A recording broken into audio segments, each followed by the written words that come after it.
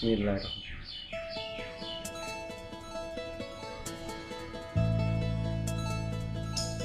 Bismillahirrahmanirrahim.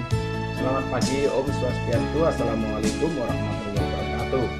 Anak-anak kelas 6 yang hebat, bertemu kembali dengan Pak Parjito, Sinkronisasi Live.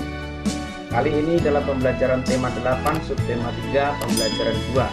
Mata pelajarannya adalah Bahasa Indonesia, IPA, dan SPKT. Anak-anak tetap semangat.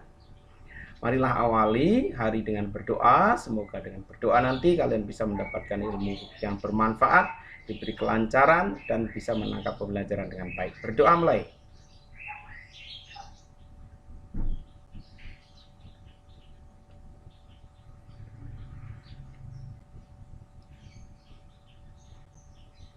Selesai.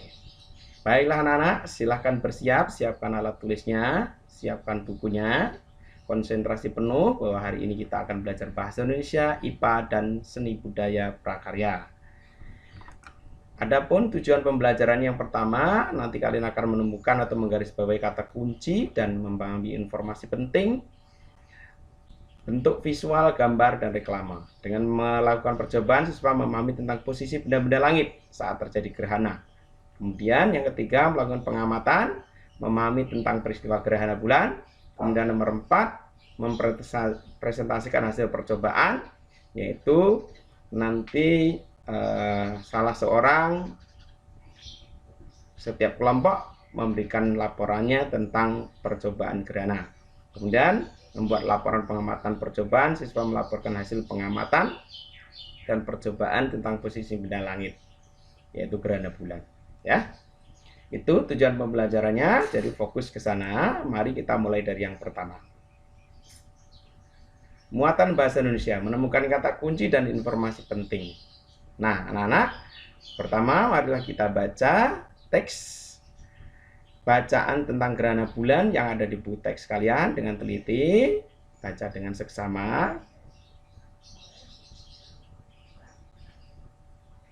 Selama 5 menit silahkan konsentrasi.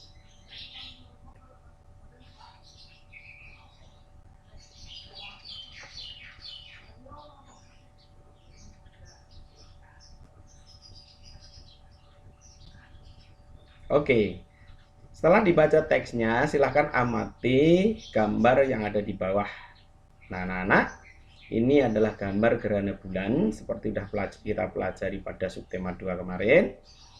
Posisi matahari, bumi, bulan berada pada satu garis lurus. Kemudian bumi ada di tengah-tengah menghalangi cahaya matahari yang akan ke bulan. Ya, nah inilah namanya gerhana bulan. Nah, anak, dari informasi tentang gerhana bulan tersebut, di paragraf 1, informasi penting yang bisa kita sajikan adalah gerhana bulan terjadi ketika kedudukan bulan, bumi, dan matahari membentuk garis lurus. Kedudukan bumi berada di antara bulan dan matahari. Nah, gambarnya harus begini. Kalian berusaha gambar. Ya, ini dibalik boleh. Matahari, bumi, bulan boleh dibalik. Yang penting bumi berada di tengah.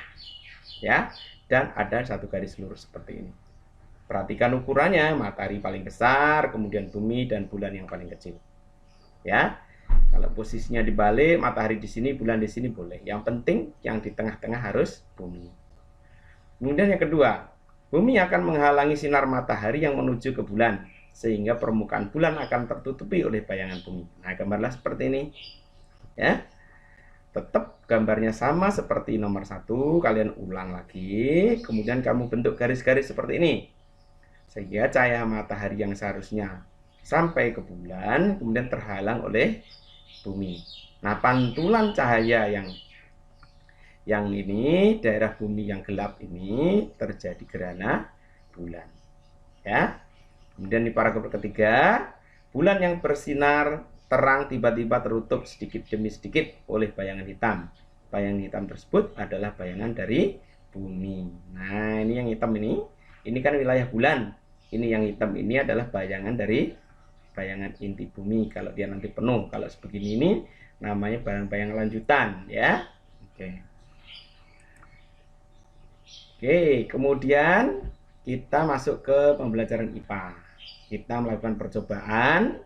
Ambillah lampu senter yang terang, kemudian sebuah bola pingpong yang kecil, kemudian sebuah bola voli atau bola sepak bola. Posisikan bola antara cahaya matahari, kemudian bola pingpong dan bola voli lurus, membentuk garis lurus. Ya, setelah lurus, atur jaraknya, kemudian nyalakan lampu senter di tempat gelap. Kedudukan bola plastik kecil harus berada di tengah-tengah antara senter dan bola voli. Ya. Kedudukan tersebut menyebabkan matahari atau sinar lampu senter ke bumi, ke bola plastik besar, terhalang oleh bulan, oleh plastik. Dengan demikian, kegiatan ini merupakan simulasi gerhana matahari. Ya, karena sinar matahari yang terhalang, maka gerhana matahari. Oke? Kalau nanti misalnya ya sinar rembulan hasil pantulan dari sinar matahari yang menuju bumi terhalang, maka itu namanya gerhana bulan. Kalau yang ini gerhana matahari. Oke. Sekarang berikutnya, kedudukan bola plastik kecil berada setelah bumi atau setelah bola plastik besar dan matahari. Jadi kedudukannya sekarang berubah.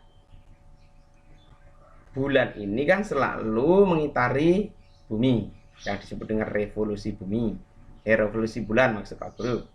Nah, suatu saat maka kedudukan matahari, bumi, bulan ini berada satu garis lurus. Bumi menghalangi cahaya matahari yang akan menuju bulan.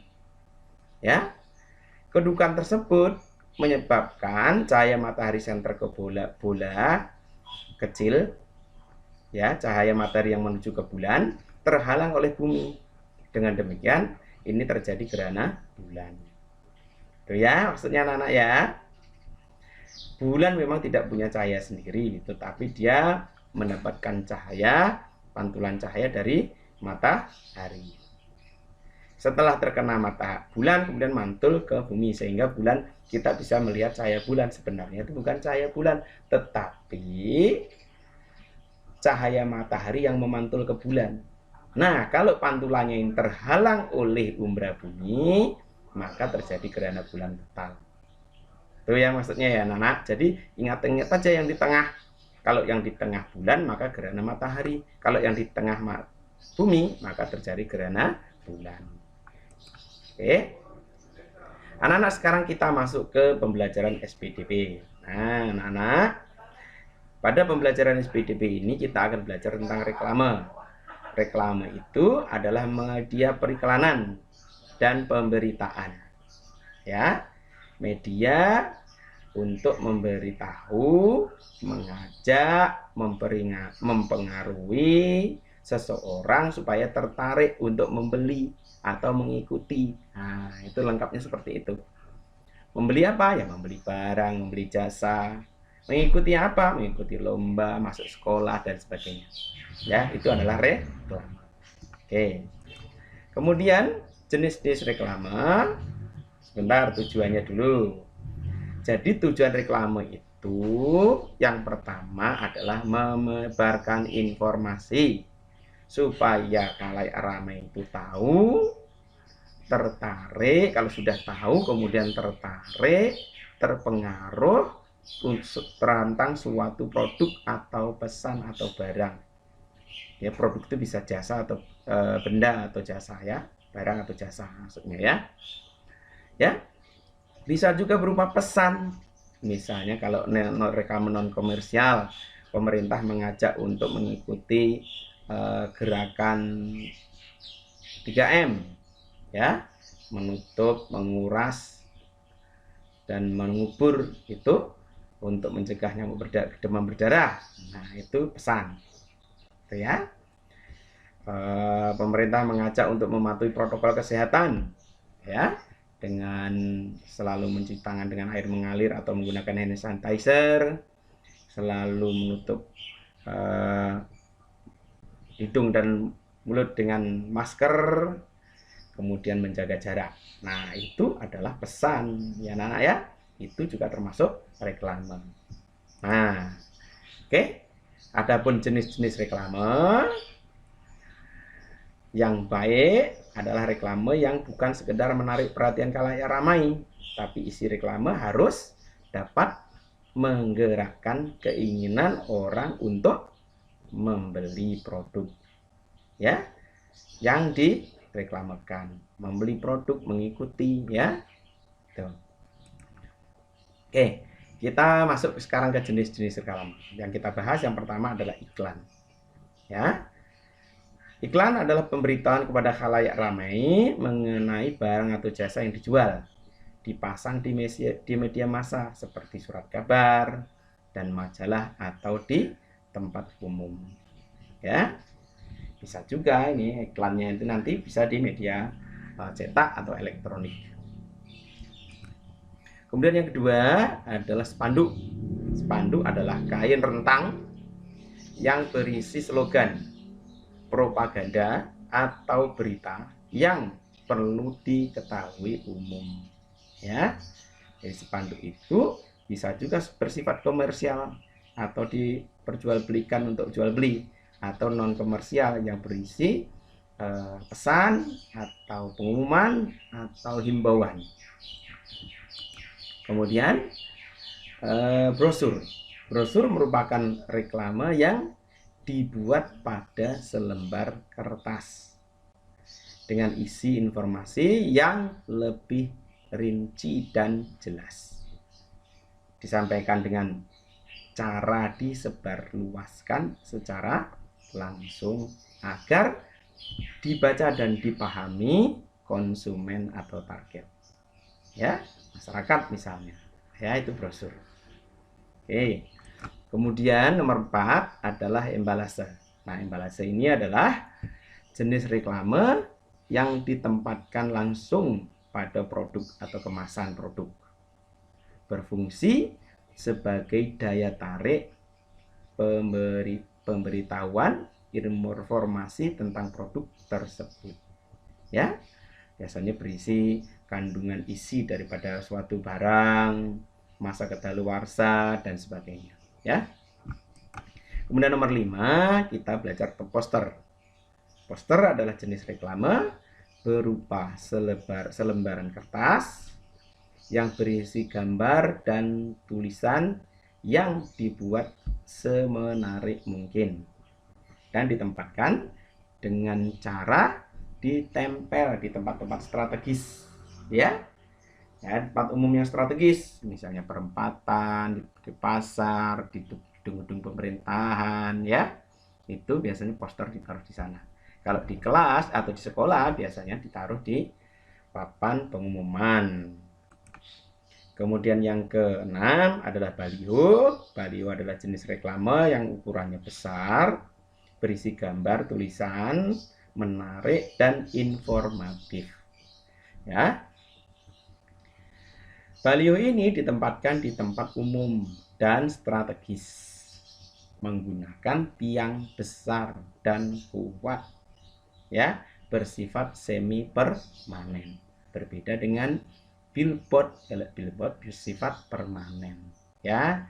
Billboard itu sama dengan baliho, tetapi billboard itu ditempatkan biasanya di atap sebuah perusahaan atau sebuah perbelanjaan, gitu ya, sifatnya permanen. Baik anak-anak, demikian dari lubuk hati yang terdalam saya ucapkan terima kasih sudah mengikuti pembelajaran bersama kami Inspirasi Live. Indahnya berbagi, indahnya memberi. Jangan lupa subscribe dan cek tombol lonceng. Anak-anak, jika ada hal-hal yang masih ingin ditanyakan, silahkan dituliskan di kolom komentar atau langsung ke